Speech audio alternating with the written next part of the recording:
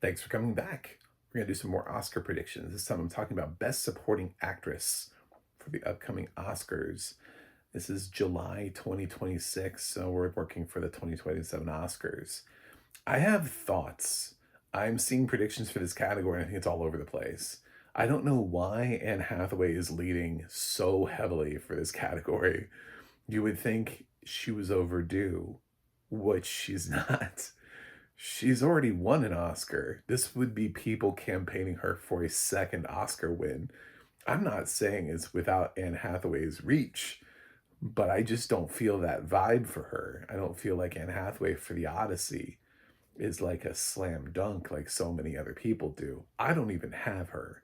After some recent test screenings with The Odyssey, Samantha Morton has really come up, and it's been a minute since she's been nominated. She's a well-respected actress who's already previously been nominated. But I also am interested and intrigued by Lupita Nyong'o because she's drawn a lot of unnecessary attention to her role as Helen of Troy.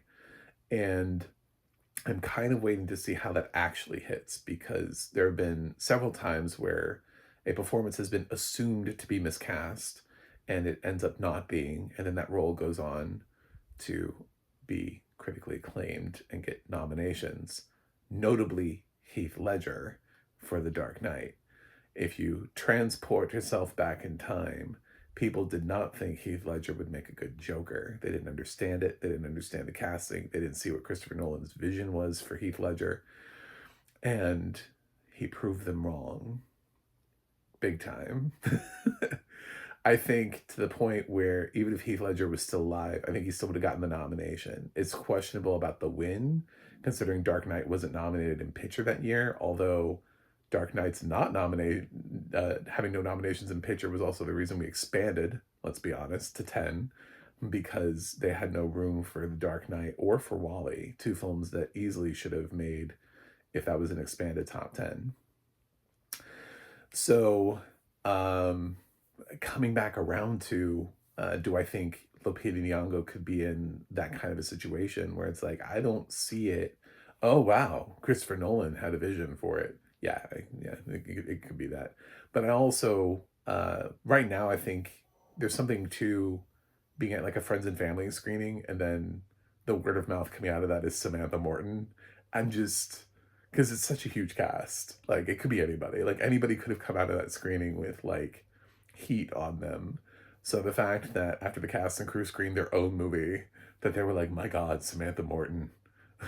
you know, I mean, you would think that she was like a legend. She's not quite at that status, but she is a very well respected actress. So I kind of want to go Samantha Morton right now out of the cast of The Odyssey and see what happens. So we're going to plug her in. This is my first time predicting supporting actress. So I'm going to buck the trend and not even predict Anne Hathaway. And I'm going to predict instead Samantha Morton, although I'll keep an eye on Anne Hathaway and also Lupita Nyong'o in case The Odyssey changes in a different direction. Um, Next up, Wild Horse 9 has some crazy predictions too. They're predicting more of, I don't know if it's Buzz, this Chilean actress, but the film also has Parker Posey, who has been around Hollywood a lot longer and it could easily be seen as overdue. I don't think she has necessarily the work that says overdue to me, that screams Parker Posey's overdue. I don't know how many times we've ever spent an award season going, oh, Parker Posey, she came so close for that. But she has fans, she has people, and if her performance in Wild Horse 9 is at all memorable, I think it could elevate her into the race. So I'm going with Parker Posey for Wild Horse 9 instead of the Chilean actress whose name I don't even remember. That's a Miriam something. If she's good enough, then it'll flip to her. But these are sight unseen films, and I just coming out of the White Lotus when Parker Posey started getting awards attention for the White Lotus, it became clear that we're at a period where we could accept Parker Posey for this kind of thing. And previously, when you think about like Everything Everywhere All at Once, Jamie Lee Curtis hadn't gotten a nomination before, and then she went from nomination to win. So who knows what could happen for Parker Posey with Wild Horse 9 for her. Um, so it seems like she's been an actress who has been not in the Oscar conversation, but been around for a long time. And this film could help her get there. Uh, Next up, I have Penelope Cruz for La Bala Negra. I think she's helped along this year by the invite. There will be greater attention to Penelope Cruz. Also, I have La Bala Negra. I'm glad we're doing La Bala Negra and not The Black Ball. Netflix announced that they're officially keeping the Spanish title. Um, I think Penelope Cruz has enough time. Plus, Penelope Cruz has proven that she can get in, even if you're not predicting her. Like, even if she seems like she's not going to get in, she'll just get in. And since she's most likely to be submitted for the invite in supporting actress, and now that she could be nominated for both, people don't have to pick and choose. So I wonder, does it help her or hurt her? And it's sort of the same problem I'm having with Sandra Hüller right now. Does it help or hurt? Because are people, when they write down nominations, are they going to write down 2 nominations for Sandra Hüller or not? You know, are they going to pick one? And if they pick one, which one did they like more? Because Sandra Hüller has 4 performances that she could easily be nominated for this year: Fatherland, Rose, Project Hail Mary, and Digger. So all of them could end up at the Oscars. Rose would probably be her only nomination, but it wouldn't be weird to see like Fatherland in international feature, with Project Hail Mary and Digger in picture. I mean, Sandra Hüller could be all over the place without ever being nominated. So I don't know how the new rules will actually impact an actor like that. So me sticking out, going on a limb for Penelope Cruz is also, I think she's the most recognizable name in La Bala Negra. So I think for a cast of largely Spanish actors who I don't know if they're going to be able to break into lead and supporting actor, turning to supporting actress and seeing that Penelope Cruz is there, is that she could be the de facto vote for everyone who doesn't know which actor they can vote for it in the queer centric La Bala Negra. So they vote for Penelope Cruz instead. That's how I think she overcomes her invite. I don't know how Sandra Hüller overcomes her 4 performance problem. Because she's supporting for Digger, but she's also supporting for Project Hail Mary. And I could see her getting votes for both. But I can also see people going, I want to pick one because I have other supporting actresses that I'd like to spread the love to. So for now, I don't have Sandra Hüller in my supporting. I didn't have her in lead either. And that's troubling to me. But Sandra Hüller is a little bit like, I need to see where this race goes. There have been a couple things that I have stepped back from because they don't have a studio. They don't have, like, Cry Me to Heaven. I agree. Absolutely sounds like an Oscar contender. I don't know where it is. It has not been picked up by a distributor. So, I don't have Sandra Hüller, but I do have Penelope Cruz, and I was explaining the math behind that of the why Penelope but not Sandra. So those 3 are in for me. And then I'm taking some swings. I admit that these may change. Like, I may find one Sandra Hüller performance may rise to the top, but just because people think it's Digger doesn't mean it's not Project Hail Mary. So, or vice versa in actress, just because people think it might be Fatherland, it might be Rose. She could walk away with 4 nominations, 2 nominations, 3 nominations, no nominations. It's an open door for Sandra Hüller this year. But sticking with one other film that I have in picture, and then also a film I don't have in picture, but I do have a lead actress. And I was like, is she just going to get lead actress, or is the supporting going to come along with it? So I'm swinging big. The first 3 are not really bold swings. Other people are predicting them at a little bit higher of a rate than I am. Except maybe Samantha Morton, although I did notice that she had an uptick after that news report came out. First swing is Daisy Edgar Jones for Place in Hell. Sure. Is she overdue? Not really, but she does kind of feel like an up and comer. And with all the buzz behind Michelle Williams, I think it's a rising tide thing. And A Place in Hell doesn't seem like it's getting it anywhere else. I mean, maybe a screenplay nomination, but it doesn't really feel like a tech heavy film. It feels like it could just be Michelle Williams and lead actress. So I'm wondering if she can't bring along her, her essential like co-lead for the film with Daisy. So right now I'm slotting Daisy Edgar Jones. I'm taking a swing on her. And for my fifth place spot, and I'm doing this because I have Navarrete from Obsession in lead. I did pick her in lead, and I also have Obsession in film. So some people have India down in supporting, and if she runs supporting, I'll have her in supporting because I think she has an even better shot in supporting than she does in lead. But it's a lead performance. But I understand why they would want to do that because it feels like it's a struggle. So for my fifth place spot, I looked through all the potential people and I saw someone who's been around a long time, who's in a film this year that I think is going to get a Best Picture nomination. I think it's going to get a Best Actress nomination. I think it's probably going to get a Best Supporting Actor nomination. Could get a director nomination, could get screenplay. This could be a big film, and it could turn into finally an Oscar nomination for someone who's been around a long time, and that's Miss Bernadette Peters, who is in the supporting cast of The Debut. We haven't seen this film yet, and we just keep talking about Giamatti and more. And I look at Bernadette Peters, and I'm like, she's been around for a long time. She's in a movie about doing live theater and musicals and stuff. First of all, she can sing, she can act, she's funny, she's dramatic, she's done everything. I don't know what The Debut is going to require of her, but I do know Bernadette Peters will rise to that occasion.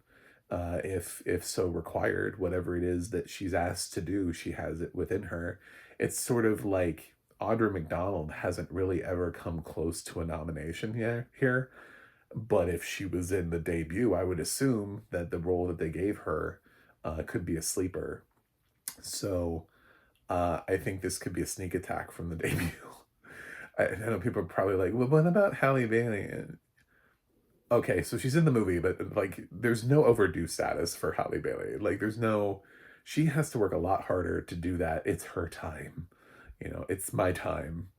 Doesn't happen every once in a while. It happens, but it's for really good reasons. It's how Monica Barbaro got the nomination over Elle Fanning, despite the fact that Elle's been in the business a lot longer for a complete unknown. Is because she was playing this larger than life figure that there was an actual, we knew and we were able to compare her performance to versus Elle Fanning that was just playing like the love interest. So yeah, it's possible for somebody like Halle to swing in over Bernadette Peters, but I think the fact that Bernadette's here is amazing. So I left all of a sudden actresses out uh, for now. Uh, I'm very much keeping an eye on both of them. I would say if anybody was in sixth place, it would be the all of a sudden actresses. I just don't know what they're gonna do with them, and I think a lot of people have assumed who's lead and who's supporting. Um, I don't know what Neon's going to do with their race, how hard they're pushing Fjord. They also now have a couple other films. They have Paper Tiger. They just picked up the Andrew Garfield, Luca Guadagnino movie that got rejected from Amazon Artificial. Um, so they have other things to contend. I don't know if this is a high priority for them and where the international film will land in a category where I already have an international nominee because of Penelope Cruz for La Bola Negra. So could we get two international nominees as supporting actress? Absolutely, we did last year, although Elle Fanning arguably was doing a fully English performance. But she was technically in an international film, so there you go. um, so I would pay attention to all of a sudden. I've heard great things about Sofia Okonedo in Mouse. So I don't think that's going to go anywhere because IFC has absolutely no idea how to campaign, which is why studios matter. Um, when was the last time IFC got an Oscar nomination? It's been a minute. It's been a minute. I feel like it's It's been a long time. um, so it may be great. She may be fantastic in it. I don't know that she can get an Oscar nomination out of it. I think her other film, which I believe is, which would put her in lead, I think that is being distributed by Neon. So again, the Neon problem. What's your priority, bitch?